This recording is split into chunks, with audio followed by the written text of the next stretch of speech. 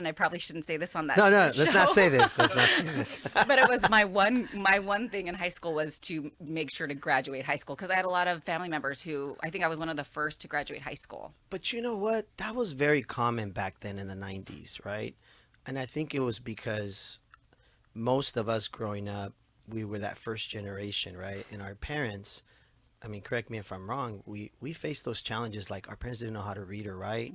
They didn't speak English, right? A lot of them came here through different programs like the Bracero program, right? Like my dad came through that program.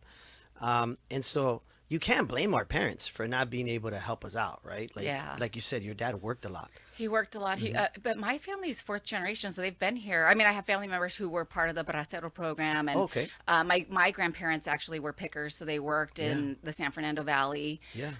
But for us, we were really part of the Chicano movement, and Okay. Anaheim was a big part of that. So In you're the already part of 70s. that. Oh yeah, they For had the those of you that lowrider. don't know, if you go to college, which you should, you will take Chicano studies, and there's some great books like Victor Villaseñor, right? Reign of Gold, I think it's called the book. There's some great books that talk about the Chicano movement, right? Oh yeah.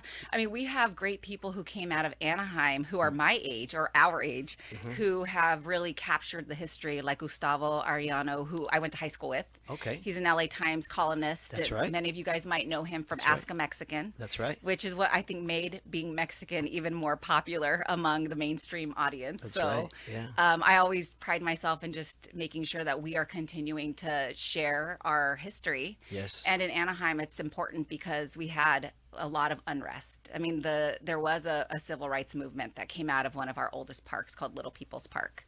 There's a mural that really captures the Latino community and the different workforce that we had. So it helps show the impact that Mexican Americans had in not only Orange County, but Anaheim.